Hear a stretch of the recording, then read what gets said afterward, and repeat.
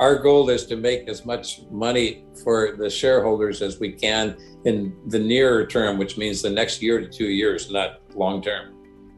Joining us for a conversation is Rano Pertu, the CEO of Provenance Gold. Mr. Pertu, welcome to the show, sir. Thank you. Well, I'm glad to be here. Well, we're glad to have you on the program, to have you introduce us to Provenance Gold, which I have to tell you has some very compelling gold and silver projects throughout Nevada, and as of this morning has expanded their footprint into Oregon. Before we delve into company specifics, Mr. Pertu, please introduce us to Provenance Gold and the exciting opportunity the company presents to shareholders. We have right now 3 projects in Nevada that I think are all individually exciting, and one in Oregon that I think is a game changer.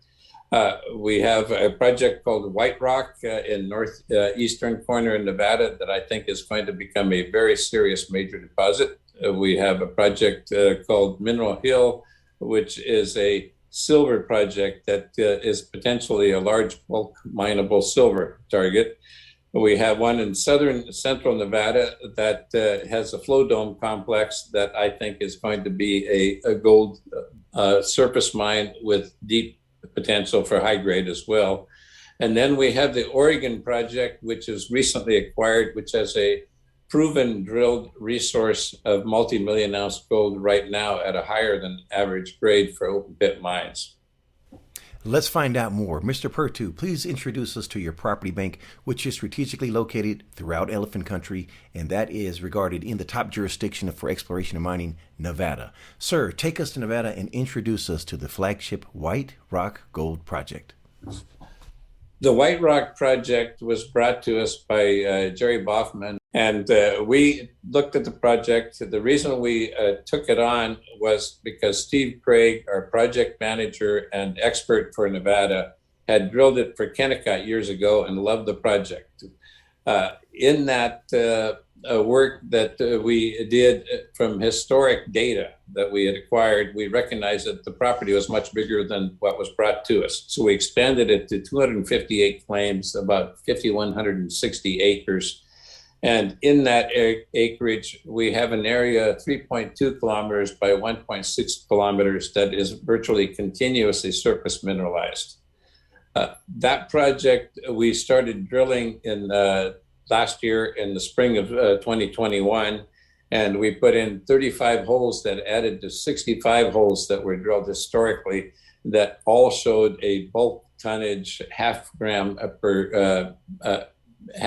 per ton gold system that appears to be continuous in sedimentary rocks. And we are looking not only at the bulk tonnage potential, but we think at the end of our drilling program, we found first a feeder structure that will bring higher grades and actually increase the overall grade as we move forward.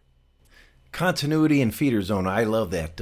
Now, Provenance Gold believes the geology of the White Rock mineral system has similarities to the geology of the nearby Black Pine gold system in southern Idaho. Can you expand on that for us? That is what intrigued me right off the bat. I've had a lot of background in thrust faulting and thrust complexes.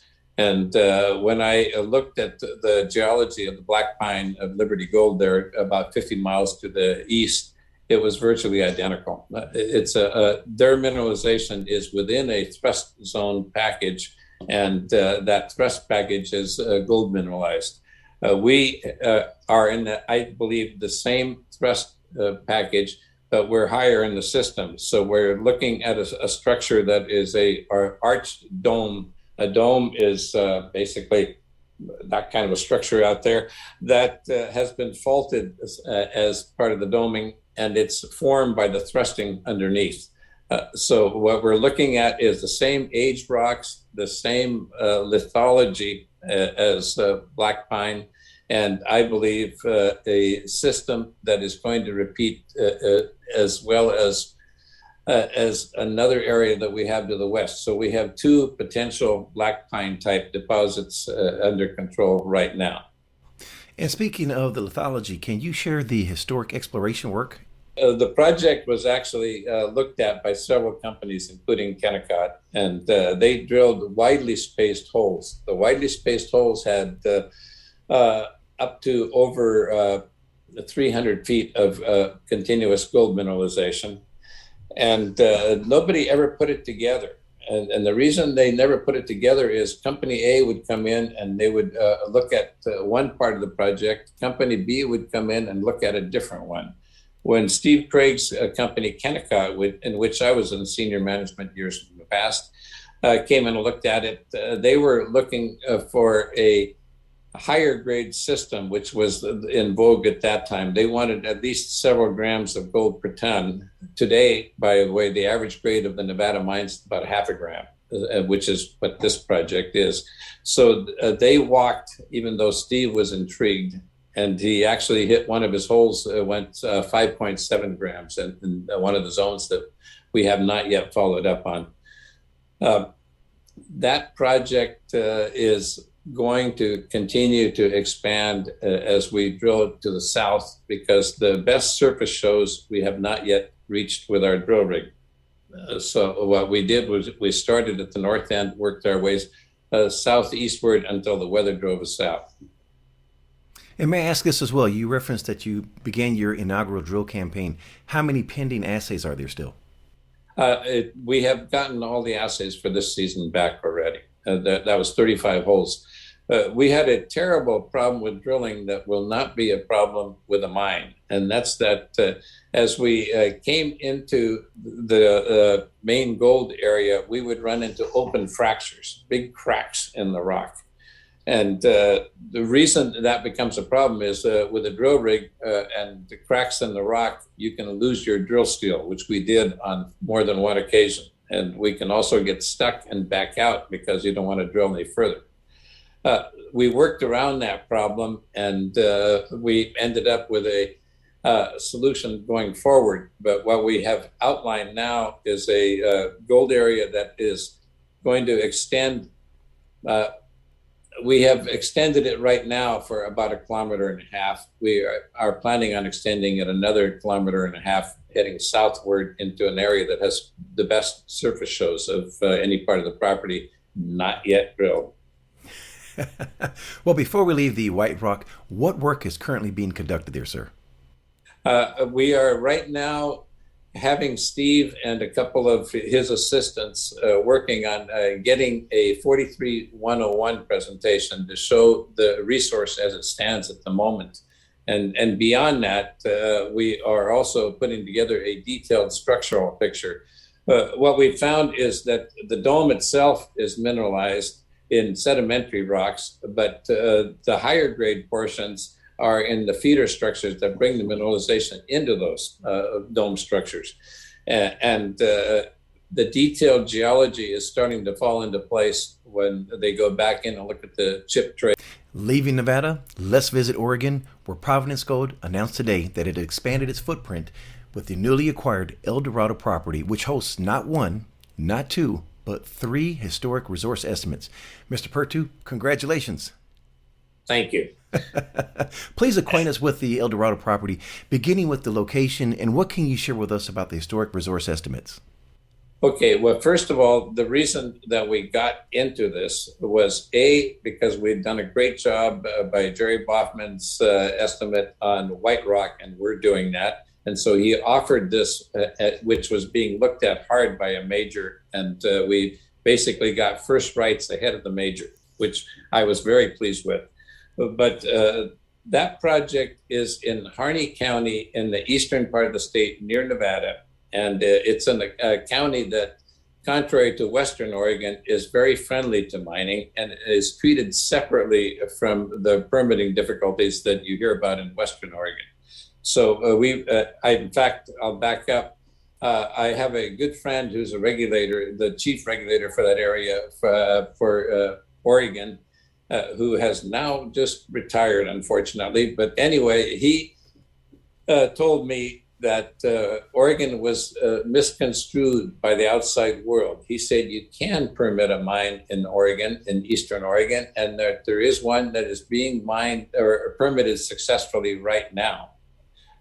And he said we should be tackling this before everybody recognizes the error of their ways, and this is a great area to be in.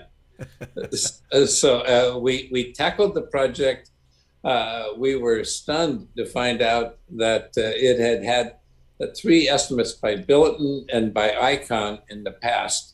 And they had drilled 142 holes, done trenching and all this other testing way back historically, maybe 30 years ago. And those results originally on 150 holes were on the order of about 800,000 ounces. Then Icon took the data and drilled 50 more holes and expanded the resource to about 2 million ounces at a grade of 0.22, better than half a gram by considerable. Mm-hmm. And then they did one more re-estimate on that thing a little bit later that jumped the area that they were comfortable with to 4 million ounces at a grade of 0.22 ounce per ton. And the geologist who worked on that project told us, because he's still around and still working, that he was surprised to find that it was open in every direction. That resource is not going to stay at 4 million ounces in his estimation. It's going to expand considerably. Oh, that's encouraging to hear. Well, and that may actually answer my next question, but what has your team excited the most about the Eldorado property? Two things. First of all, it has higher grade portions. It has places that go to as high as an ounce per ton. It's a system that when they drilled it, they cut off most of the holes at 500 feet. They were not looking for feeder structures. What has happened since then is we have seen that the mineralization continues on down. It continues outward. So we have a property where we can start at a much higher grade, but have an overall grade that's better than 0.2 ounce per ton, which is unusually high for an open pit these days. All right, you have three historic resource estimates, I should say. Does Provenance Gold have a timeline on when the Eldorado property will become 43-101 compliant, and how will this come to fruition? What we are planning on doing this spring is as soon as, I'll back up one more time, we've had a record snowpack in the Northwest. So that's going to possibly slow us down a few weeks. But as soon as the snow is out and we can get it permitted, the permitting process will be no longer than 30 days. We will be putting a drill rig on site. That drill rig will focus on twinning some of these historic holes so that we can make those holes compliant. As you may know, 43-101s have a different set of rules than they did before 43-101s. Yes, and all of these holes were drilled prior to 43-101 requirements. So what we plan to do is to verify those holes, even though they were drilled for internal use by very reputable companies using very good labs. So we're comfortable on the results. We're planning on drilling possibly 15 to 20 confirmation holes and using that data to then compile a 43-101 that will verify those resource estimates that were done in the past. And maybe this is too early to tell, but how many meters will that be, sir, of drilling? It's a little early off the top of my head, but take 20 holes at an average depth of 500-600 feet, and there's your number. Okay. All right. Leaving the Eldorado property, sir, please introduce us to the third compelling project in your portfolio, Mineral Hill, which looks to be endowed with tons of silver. Mineral Hill is an odd property. I wasn't taking it very seriously until I went out and saw it, and we acquired it because it's a ridge that was mined for high-grade silver starting in 1868, and that mining continued until the 1930s. When they started it, they were getting silver at grades of about 140 ounces per ton, which is remarkable. As they ended mining, they were in 25 ounce per ton material, which, by the way, the reason for the high grade was because it was secondarily enriched, which silver does. And when they got out of that secondary enrichment zone. The average grade of that zone was about 25 ounces per ton. Well, they're waste rock, and there's a copious volume of waste rock on the property. A stunning amount of waste rock on that property, averages about 120 grams, between 3 and 4 ounces silver per ton on bulk testing that was done prior to our coming in. So you compare that to a project like Core's Rochester mine, which is mining a half-ounce silver per ton, and you can see where 3-4 ounce silver per ton is a very economic number on a bulk tonnage situation. So we are going to be we have a road that needs to be widened and improved, and we're going to get a drill rig in there probably toward the end of this coming summer, because our priorities are the two that I mentioned earlier, and putting some confirmation holes into that silver structure. The reason I like it is the mineralization is focused on a thrust fault that's standing on its end. And that thrust fault has a zone of mineralization about 300 feet, 100 meters wide, a lot associated with it. That zone is about a kilometer north-south. And we think that there's no reason to have chopped off the mining in the old days, other than the fact that they ran into groundwater problems, which would not be a problem today. And I'm assuming that you will be twinning these holes as well? Yes, very much. Well, actually, in that area, we don't need to. The package that, when you see that property, it looks like Swiss cheese. I mean, there are huge workings in there, and twinning holes isn't going to do us any good. What we're going to do is put angle holes across that thrust fault, working our way downhill. The deposit is on a funny little hogsback ridge like this, and you can which actually for mining is going to be wonderful because of strip ratios. But anyway, we're going to drill from the side holes coming on in through the thrust zone and chase it on down that way. Interesting. Leaving Mineral Hill, sir, introduce us to your fourth and final project, the Silver Bow, which seems to be the perfect complement to Mineral Hill. Yes, Silver Bow is about 50 miles east of Tonopah in central South Nevada. And it's a gold system that has been looked at by a lot of companies, but nobody put it together. We came in there and recognized that that whole district, which is about 4 miles long and a couple of miles wide, is part of the same system associated with the caldera. And when we looked at it, we recognized that the geologists that had drilled it in the past in one spot or another spot had never put the package together because they didn't understand the geology. The geology is a caldera complex. Within it, there are flow domes, which are piles of rhyolitic volcanics that are associated with a lot of the gold discoveries in Nevada. I mean, big discoveries. So what we're going to look at is going to a flow dome complex that we've identified that has surface sampling of a breccia zone that is all economic potentially for open pit grade up to multi-gram, and look at that for an open pit. Yet at the same time, there are swarms of veins that cross this flow dome, this volcanic pile. And those flow dome structures, the veins are associated with a boiling zone. And those boiling zones in Nevada have been the host for some very high grade, and elsewhere in the world, very high grade gold discoveries. So we're excited to test the boiling zones of these vein structures, as well as look at the bulk tonnage of breccia zone that already has economic surface numbers across a big area. Have drill targets been identified, and what is the plan moving forward?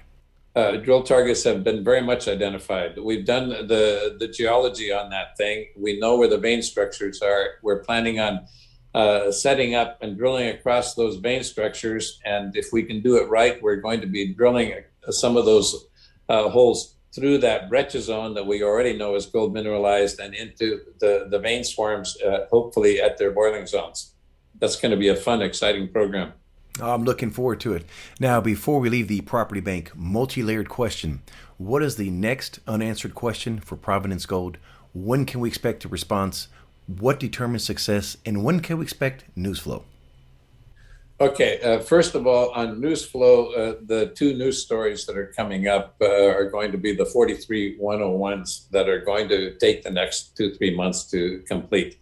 The next major news flow that we're going to get is going to be when we start doing the twinning at Eldorado, because that's going to, I think, get eyes on us. When you have holes that you can drill that are up to multi-gram for several hundred feet continuously in gold, which the historic holes had, then that's going to catch attention, especially because we're confirming a potentially multi-million-ounce resource. Absolutely. Oh, yes, sir. Go ahead. I think you have to wonder, what is our long-term plan? Well, obviously, for a junior to advance major projects like this, we need help or a partnership or a takeover. and being as we already appear to have snatched the Eldorado from the jaws of a major, I think we're going to have interest as we move forward in that takeover, which would be our goal is to make as much money for the shareholders as we can in the nearer term, which means the next year to 2 years, not long term. Now, leaving the project site, let's discuss some important topics germane to your projects. Are your projects 100% owned, or do they have earning options? We have right now, we have an option on Eldorado that means that we will be paying $2 million over 5 years, and we have 100% ownership with the retained royalty. On White Rock, we are paying $250,000 over 5 years, and we will own 100% with a retained royalty. The other two projects, we have very cheap deals that will result in us taking them over the next 7 years and 5 years. Now, we're going to get into some numbers later in this discussion, but from a capital expenditure standpoint, how is infrastructure on your projects? Actually, let's go back. They all have, by standards elsewhere in the world, good infrastructure. By Nevada standards, you go off paved roads onto dirt road for a distance and you're there. So they're accessible by drillers and by drill rigs right now. There are motels within driving distance, the whole package. So access is not a problem compared to working, for instance, in northern Canada. Oh, that's good to hear. Are you fully permitted? We are fully permitted as we need to be. Our permitting will take place as soon as the snow is gone at Eldorado, and we have confirmed that there will be no problem in permitting our drilling program there. On White Rock, we are permitted, and we actually are adjusting the permits now for the next round of drilling, which is not going to be any hurdle whatsoever. So there's no hurdle that we see in permitting on any of the 4 projects, actually. Speaking of hurdles, we've discussed the good. Let's address the bad. What can go wrong, and what are your action plans to mitigate that wrong? Well, the worst thing that can go wrong is gold price can go on the toilet, which I don't believe. And the other thing that we can run into is any changes in the national regulatory system regarding mining. I don't know that that's a risk, but that's a risk anywhere in the world. As far as our projects, I don't see any major downside because we have the funding to drill these projects. We understand the geology, and overall, it's about as good a bet as you're going to get. I think a far safer bet than somebody like Bitcoin. Well, switching gears, let's introduce your board of directors and your management team who run the majority of the company's operations on a day-to-day basis, beginning with your board of directors, sir. Okay, actually, the two people that have been really doing most of the work within the board of directors are Rob Clark, our president, and myself. And on a technical side, you have Steve Craig. What skill sets does he bring to the table? He's an outside consultant, but he's actually a integral part of the company. I've known Steve for 30 plus years. And when he was exploration manager for Nevada in Kennecott, I was director of business development. We got to be friends. I trust him. He does really good work. He's been involved on discoveries across Nevada. And I think that he will agree with me 100% that we have two discoveries in the making right here. Who is Ronald Pertu, and what makes him qualified for the task at hand? Well, I have been, first of all, I have my degrees in geology, and I have started off in geology back in my early 20s. I am now an old fart, and I have been working in geology my entire career in various positions. I've made discoveries, including a major gold system in Montana. I have served in senior positions, including director of business development for Kennecott. And I have looked at properties around the world. My forte, I think, is actually in deciding whether a project is going to be economically developable.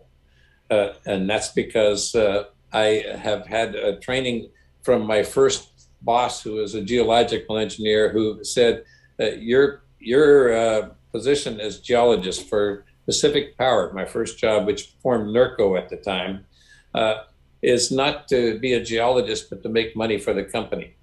And so I remembered that. And he taught me how to evaluate from a mining standpoint projects. And I have always followed up on that. If you're going to have a mine, you have to cover all the red flags. You can't hide them. You have to face them. And that will actually be your first way of deciding whether it's a good or bad project. If you have a great project, but it's in the middle of Yellowstone Park, you're not going to do anything with it. So we went down that road, and we have used those criteria in our company. So if we have a project, we know it's developable. We learned from the Yukon that even though everything else was right, if the cost is going to be prohibitive and the season is going to be short for a junior, that's not the place to be. So we switched immediately when we made that discovery, and are in a place you can work year round. The costs are very, very good on a development and exploration basis.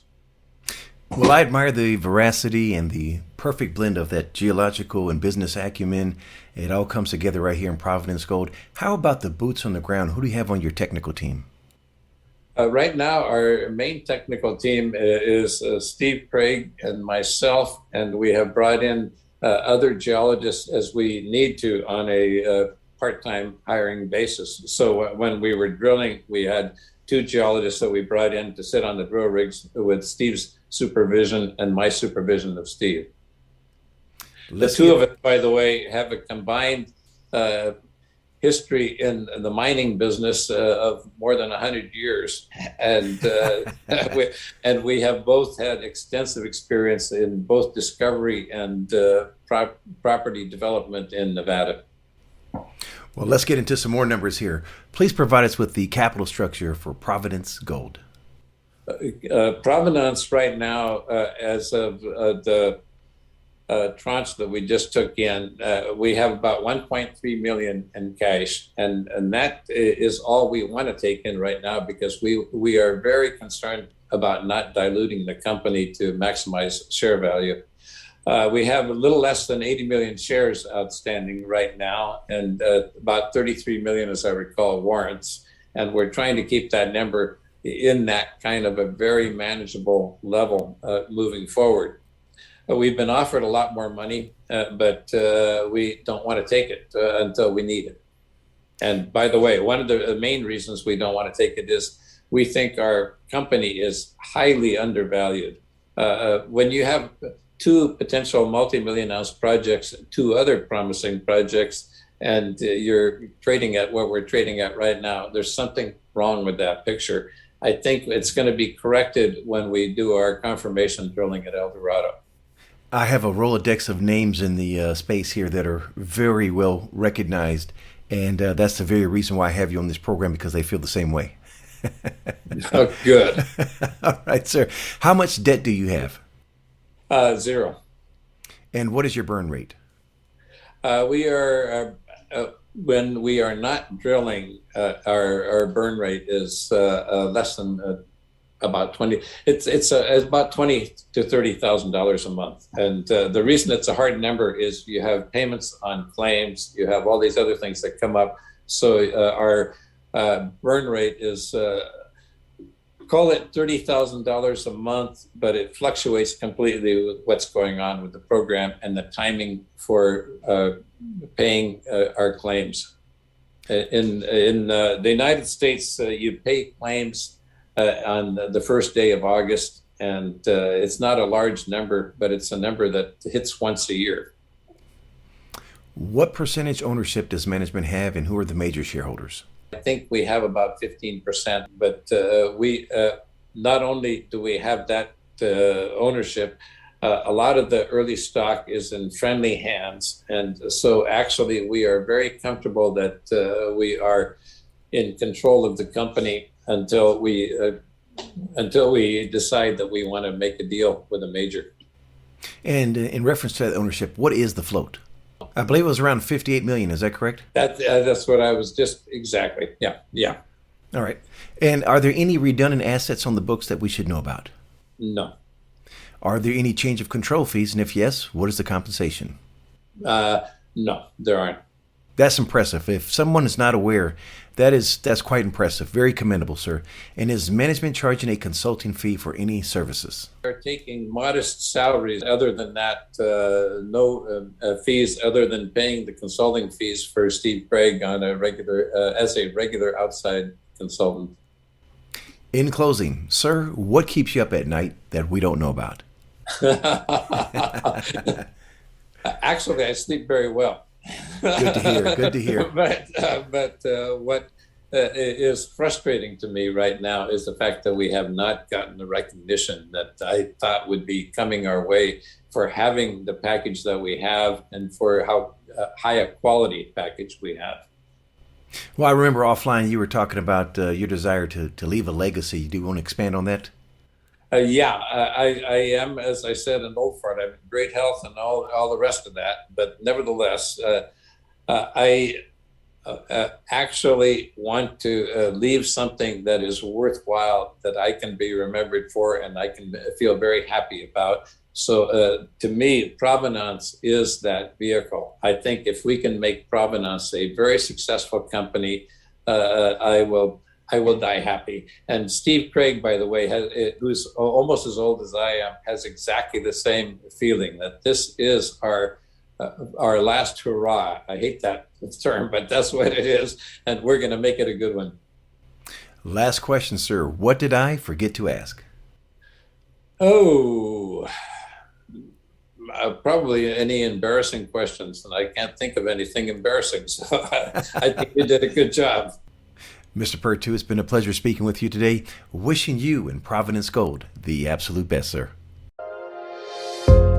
The information presented on Proven and Probable is provided for educational and informational purposes only, without any express or implied warranty of any kind, including warranties of accuracy, completeness, or fitness for any particular purpose. The information is not intended to be and does not constitute financial, investment, or trading advice, or any other advice. You should not make any financial, investment, or trading decision based on any of the information presented without first undertaking independent due diligence and consultation with a professional broker or competent financial advisor.